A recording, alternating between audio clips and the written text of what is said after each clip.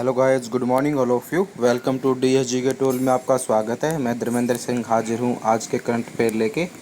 आज है दोस्तों 16 और 17 दो दिन के करंट अफेयर होंगे। देखो, जो आपको पता ही है कि संडे को मेरा करंट अफेयर नहीं आता, तो 2 दिन के संडे और मंडे 2 दिन के एक साथ आपको करंट अफेयर प्रोवाइड कराता हूँ। तो दोस्तों, वीडियो को पूरा देखें तथा अंत तक देखें। तो लाइक, शेयर एंड सब्सक्राइब करना ना भूलें। तो आइए दोस्तों, अब आते हैं अपने वीडियो की तरफ। तो दोस्तों, आज का हमारा जो पहला क्वेश्चन है वो है, विश्व अंगदान दिवस कब मनाया जाता है। तो दोस्तों, कब मनाया जाता है वर्ल्ड तो दोस्तों, विश्व अंगदान दिवस ये मनाया जाता है दोस्तों अपना, इसका जो राइट आंसर है दोस्तों वो है ऑप्शन बी, 12 अगस्त। तो 12 अगस्त को दोस्तों विश्व अंगदान दिवस मनाया जाता है। और दोस्तों, इसको मनाने का उद्देश्य क्या है? एक्चुअली इसको मनाने का उद्देश्य ये होता है ताकि लोगों को इसके प्रति जागरूक करना कि वह अपने अंगदान करें, ताकि दूसरों लोगों को जीवन प्राप्त हो सके। अंगदान करने का तात्पर्य ये है दोस्तों, जैसे कि किसी की मृत्यु के बाद उसके जो अंग होते हैं, कुछ जो चीज़ें होती हैं, जैसे आँख हैं, फेफड़े हैं, किडनी है, तो कुछ चीज़ें ऐसी होती हैं जो मरने के बाद भी किसी दूसरे को डोनेट की जा सकती है, जिसका किसी दूसरे को यूज हो सकता है। फॉर एग्जांपल, किसी की आंखें नहीं हैं, तो आप मरने के बाद अगर अपनी आंखें डोनेट करते हो तो वे आंखें किसी दूसरे को रोशनी दिखा सकती हैं। अगर आपके किडनी है तो किसी किडनी किसी दूसरे के काम आ सकती हैं। तो ऐसे ही लोगों को प्रति एक्चुअली दोस्तों होता है क्या है, मरने के बाद जैसे कि हमारे जो अंग हैं वो तो सब जल के खाक हो जाते हैं या कहीं कब्र में दफन हो जाते हैं। बट डोनेशन करने से क्या होता है, जो हमारी चीज़ें हैं वो किसी दूसरे के यूज होती है और उससे दूसरा अपनी ज़िंदगी अच्छी तरह से व्यतीत कर सकता है। तो इसी के प्रति लोगों को जागरूक करने के लिए यह दिन मनाया जाता है। और दोस्तों, हमारे पूरे ऑल ओवर वर्ल्ड में देखा जाए तो कई करोड़ों में लोग ऐसे हैं जिनके पास जो हैंडीकैप है, जिसके किसी की आंखें नहीं हैं, किसी के हाथ नहीं हैं, किसी के कुछ मतलब काफ़ी चीज़ें पार्ट मिसिंग हैं चीज़ें से। तो ऐसे में मतलब अंगदान करके हम उसको ज़्यादा से ज़्यादा हेल्प कर सकते हैं। अब आते हैं दोस्तों अपने क्वेश्चन नंबर 2 पे। हाल ही में किस राज्य ने अपने अगले स्तर में खुद का शिक्षा बोर्ड बनाने की घोषणा की है? तो दोस्तों, ये किसने की है? खुद का शिक्षा बोर्ड। तो इसका जो राइट आंसर है दोस्तों वो है ऑप्शन ए, दिल्ली सरकार। तो दिल्ली सरकार ने क्या है, खुद का एजुकेशन बोर्ड अपना बनाने की घोषणा की है। तो 2021 में दिल्ली का खुद का अपना एक एजुकेशन बोर्ड होगा। जैसे हमारा हरियाणा एजुकेशन बोर्ड है, बिहार एजुकेशन बोर्ड है, जितने भी स्टेट हैं मोस्टली सबके क्या है, अपने खुद के एक एजुकेशन बोर्ड है। तो अभी दिल्ली सरकार ने भी ये अनाउंस किया है कि वो खुद का एक एजुकेशन बोर्ड बनाएगी। अब तो दोस्तों मोस्टली क्या आता है, दिल्ली में CBSE कंट्रोल करता है सब चीज़ें। तो अब दिल्ली सरकार खुद का भी एक अपना एजुकेशन बोर्ड बना। बात है दिल्ली सरकार की। तो दोस्तों, दिल्ली सरकार की जो दिल्ली सरकार के चीफ मिनिस्टर वो है अरविंद केजरीवाल, जो आप पार्टी से बिलोंग करते हैं। और यहाँ का जो लेफ्टिनेंट गवर्नर है वो अनिल बैजल। ठीक है दोस्तों। और अभी कुछ टाइम पहले ही दोस्तों दिल्ली ने क्या किया था, 5T प्लान भी लॉन्च किया था और उसके बाद ऑपरेशन शील्ड भी लॉन्च की थी, स्टार्ट किया था। ठीक है दोस्तों। और अभी क्या है, दिल्ली के जो मुख्यमंत्री हैं उन्होंने घर घर राशन योजना भी स्टार्ट की थी, जिसमें क्या है आपके घर पे ही राशन पहुंचा दिया जाएगा, अभी स्टार्ट किए थे। ठीक है दोस्तों। और पूरे विश्व में सबसे बड़ा कोविड-19 का जो अस्पताल बनना है 10,000 बेड का, वो कहाँ बना है? वो दिल्ली के अंदर ही बनना है।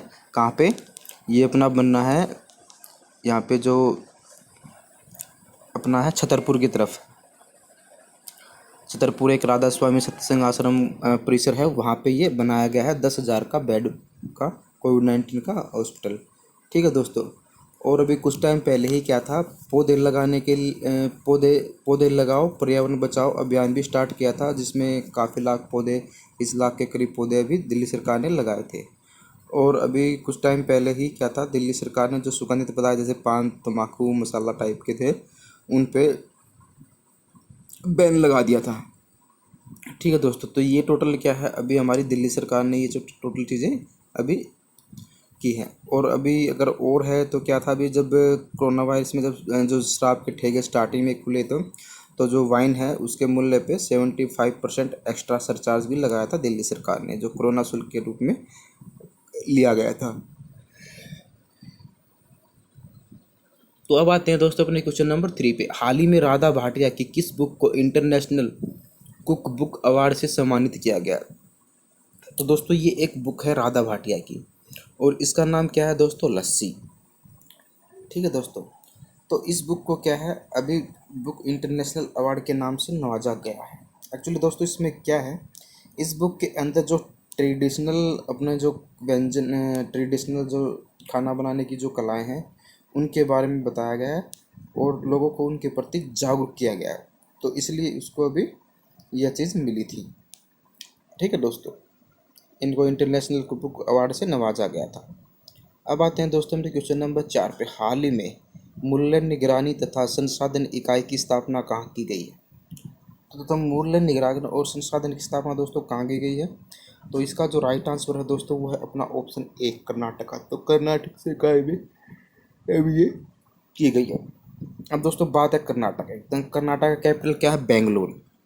और यहाँ के चीफ मिनिस्टर क्या है? BS येदुरप्पा। और गवर्नर कौन है? वजुभाई वाला। अगर हम दोस्तों कर्नाटका से अगर लें तो कर्नाटका में भी क्या था, कुछ टाइम पहले ऑनलाइन कोविड प्लेटफॉर्म गेट गोवी का शुभारंभ किया गया था।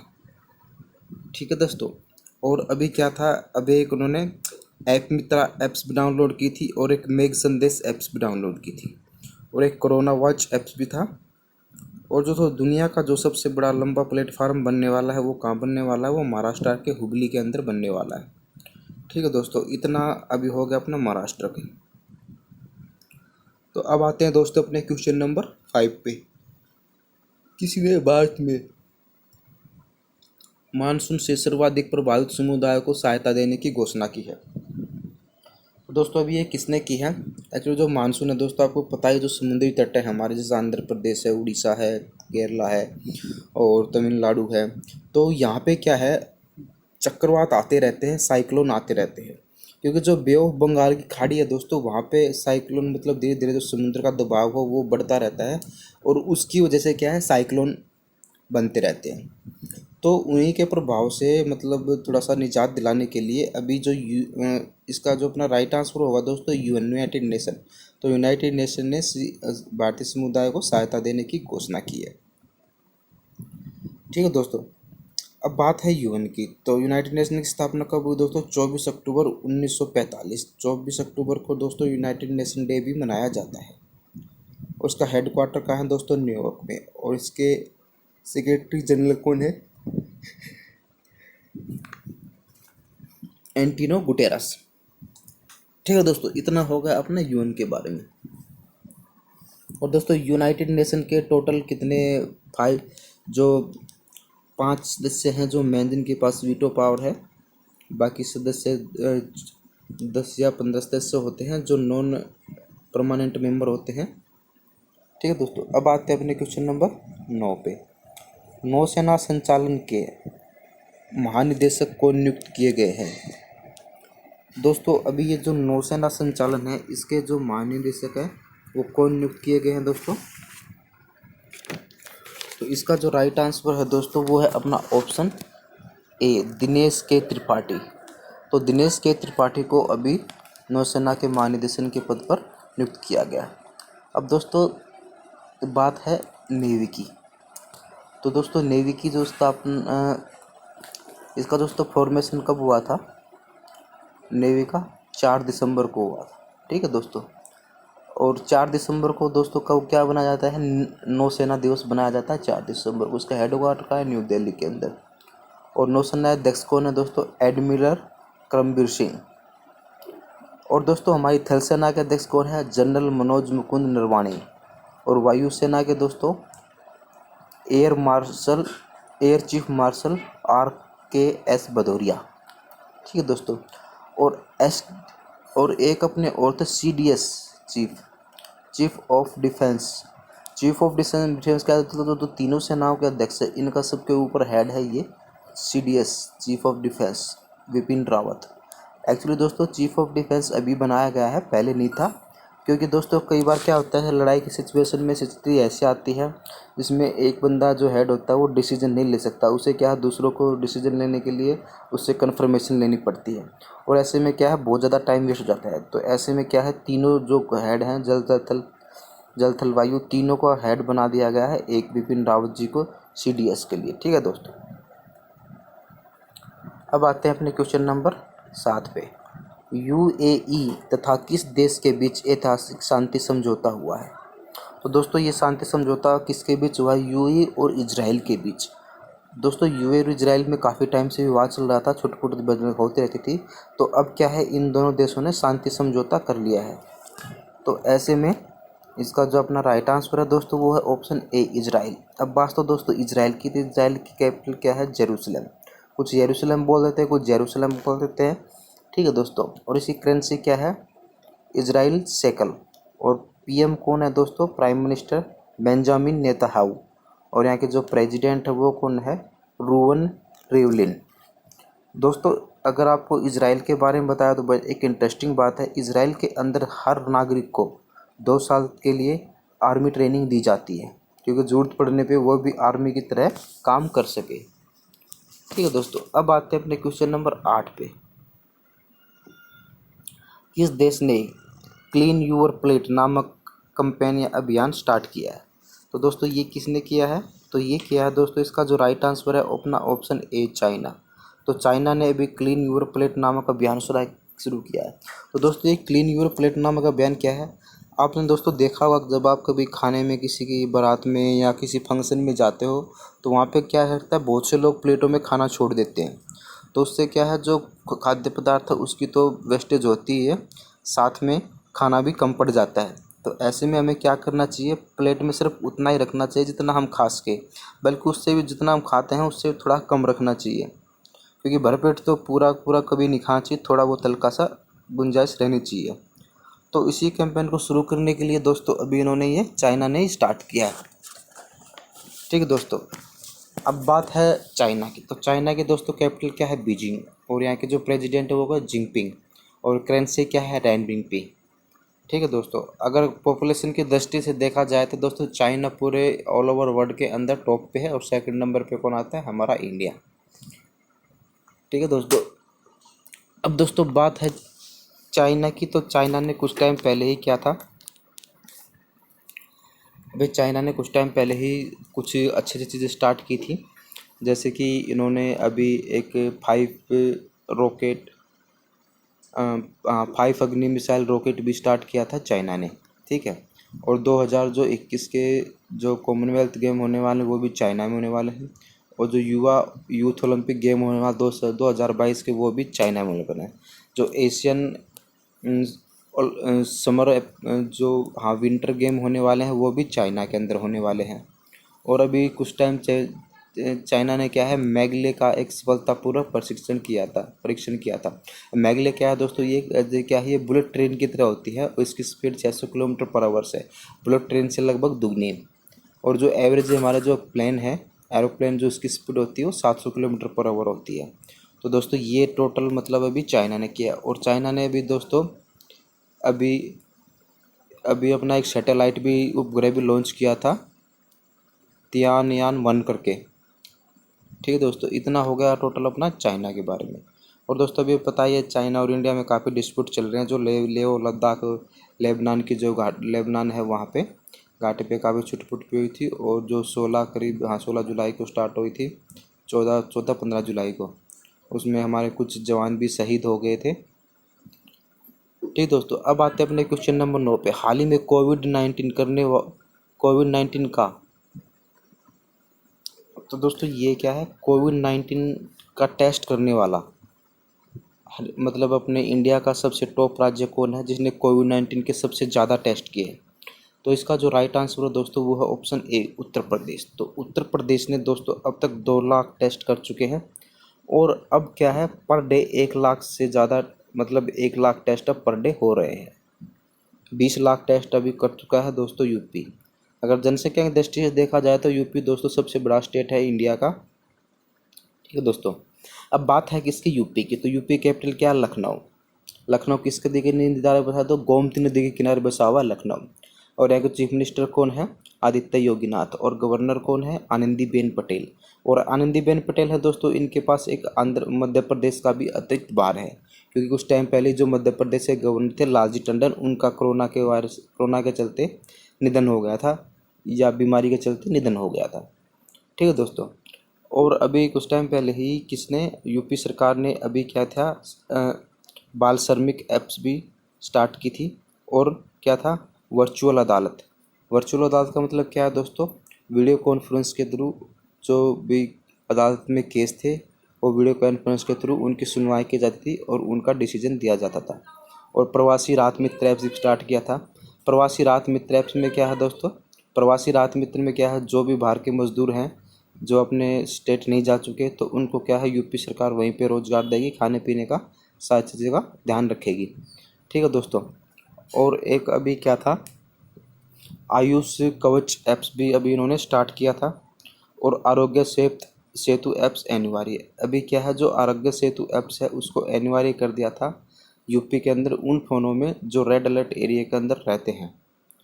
ठीक है दोस्तों। और अभी यूपी सरकार ने 800 किलोमीटर का हर्बल रोड का भी घोषणा की थी।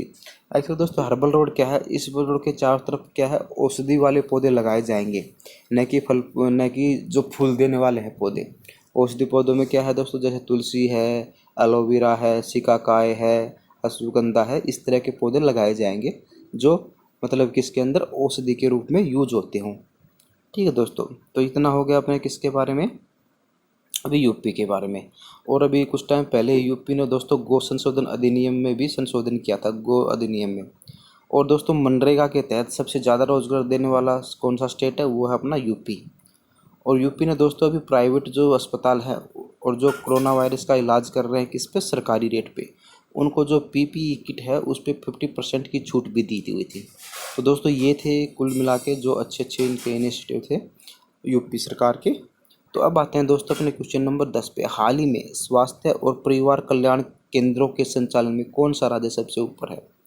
तो दोस्तों सबसे ऊपर कौन सा राज्य है परिवार और कल्याण इनमें, तो दोस्तों इसमें है सबसे टॉप पे कौन, अपना पंजाब।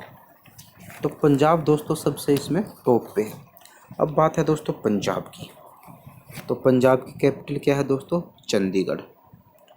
चंडीगढ़ दोस्तों क्या है, पंजाब और हरियाणा की दोनों की एक मिक्स कैपिटल है। ऐसी पहली कैपिटल जो दोनों की एक जगह, और दोनों का हाई कोर्ट भी चंडीगढ़ ही लगता है। टोटल नंबर ऑफ डिस्ट्रिक्ट कितनी है दोस्तों, 22। और हरियाणा के अंदर भी 22 ही। लोकसभा सीटें कितनी है, 13। राज्यसभा सीटें कितनी है, 7। और विधानसभा कितनी है, 117। ठीक है दोस्तों। और यहाँ के चीफ मिनिस्टर कौन कौन है, अमरिंदर, कैप्टन अमरिंदर सिंह। और गवर्नर कौन है, VP Singh Badnore. Chief justice कौन है दोस्तों, रविशंकर जहा। ठीक है दोस्तों। और यहाँ का एनिमल क्या है, ब्लैक बक। बर्ड क्या है, बाज। और फ्लावर क्या है, एल्क्यूटस। ठीक है दोस्तों। और ट्री क्या है दोस्तों, शीशम। तो ये इतना हो गया दोस्तों किसके बारे में, अभी पंजाब के बारे में। ठीक है दोस्तों। अब आते हैं अपने क्वेश्चन नंबर 11 पे। हाल ही में सृजन पोर्टल ऐप किसने स्टार्ट किया है। तो दोस्तों ये किसने किया है, इसका जो मतलब लॉन्च किसने किया है, शुभारंभ, तो ये किया है दोस्तों हमारे जो रक्षा मंत्री हैं राजनाथ सिंह। तो राजनाथ सिंह ने अभी इसका स्टार्ट किया है। और दोस्तों इसको इस सर्जिल पोर्टल है क्या दोस्तों, पहले हम ये जानते हैं। अभी दोस्तों आपको कुछ टाइम पहले पता होगा कि सरकार ने, गवर्नमेंट सरकार ने क्या था, 101 चीज़ें थी जो हम विदेशों से मतलब डिफेंस के जो हथियार थे वो खरीदते थे। तो 101 लिस्ट मतलब चीज़ों की लिस्ट थी, उनको क्या है सरकार ने अभी बैन कर दिया है। और बैन करने के बाद क्या है, अब सरकार इस पर जोर दे रही है कि वो अपनी स्वदेशी चीज़ें अपनाएं और यहाँ की कंपनियों में ही उन चीज़ों को बनाएं जो स्वदेशी निर्माण करें। और इसमें दोस्तों आर्टिलरी गन है, टैंक है, बारूद हैं, गोला है, और भी काफ़ी चीज़ें हैं जिनको इस लिस्ट के अंदर रखा गया है। अब इंडिया क्या है खुद उनको प्रोड्यूस करेगा, न कि कहीं से एक्सपोर्ट करेगा, सॉरी इंपोर्ट करेगा। ठीक है दोस्तों। तो क्या है उनको खरीदने के लिए जो रॉ मटेरियल है, कच्चा माल है, वो क्या है वो सर्जर पोर्टल के थ्रू मिलेगा लोगों को। ठीक है दोस्तों। इसलिए सर्जर पोर्टल का मतलब पोर्टल बनाया गया है, उसको लॉन्च किया है राजनाथ सिंह ने। अब आते हैं दोस्तों अपने क्वेश्चन नंबर 12 पे। हाल ही में किस योजना के तहत राज्यों की रेटिंग जारी की गई थी। तो दोस्तों अभी जो राज्य हैं उनकी रेटिंग जारी की गई थी, तो किस योजना के तहत की गई है दोस्तों इसकी, तो दोस्तों ये रेटिंग की गई है, इसका जो राइट आंसर है अपना वो क्या है, अमृत योजना। तो अमृत योजना के तहत इनकी रेटिंग जारी की गई है। और रेटिंग दोस्तों किस आधार पर की गई है, जैसे वहाँ पे शुद्ध पेयजल कितना मिल रहा है लोगों को, खाने पीने का स्टैंडर्ड क्या है लोगों का, एजुकेशन की क्वालिटी क्या है, और वातावरण कितना 100% प्योर, ग्रीनरी कितनी परसेंट है। इन चीज़ों को आधार रख के इनकी रैंकिंग जारी की गई थी। और इस रैंकिंग में दोस्तों सबसे टॉप पे कौन था, अपना उड़ीसा, और सेकंड नंबर पे कौन था दोस्तों, चंडीगढ़, और थर्ड पे तेलंगाना। तो टोटल दोस्तों ये चीज़ें थी सारी। अब आते हैं दोस्तों अपने क्वेश्चन नंबर 13 पे। हाल ही में शिक्षा मंत्रालय द्वारा जारी की गई रैंकिंग में कौन सा विश्वविद्यालय सबसे ऊपर है।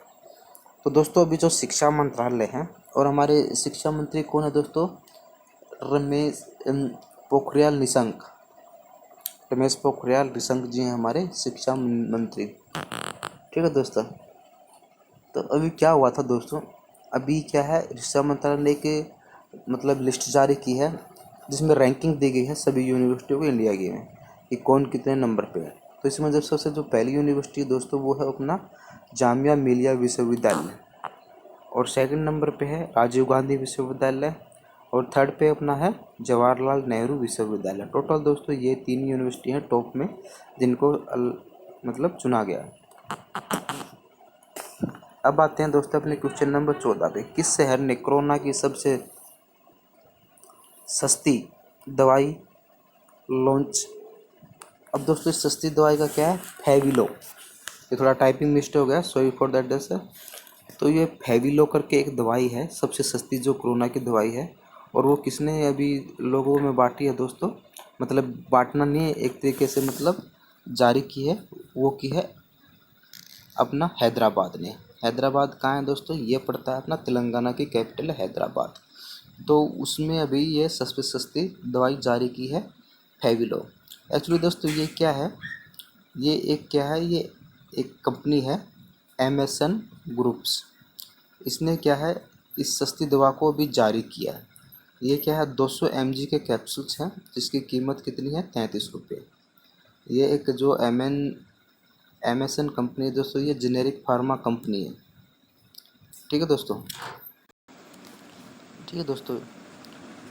तो इसने अभी यह सबसे सस्ती दवाई अभी जारी की है। अब आते हैं दोस्तों अपने क्वेश्चन नंबर 15 पे। हाल ही में विक्रम दुराईस्वामी को किस देश में भारत का राजदूत नियुक्त किया गया। तो दोस्तों ये किसको नियुक्त किया गया है, एक्चुअली दोस्तों आपको कई बार कन्फ्यूजन होगी, एक तो होता है राजदूत और एक होता है उच्चायुक्त। उच्चायुक्त को हाई कमिश्नर बोलते हैं, राजदूत को एम्बेसडर बोलते हैं। तो दोस्तों अलग अलग कंपनियों जैसे अलग अलग देशों में कुछ में तो हम राजदूत नियुक्त करते हैं, कुछ में एम्बेसडर। तो आपको थोड़ी कन्फ्यूजन होती है कई बार कि कहाँ पे राजदूत नियुक्त होता है, कहाँ पे एम्बेसडर।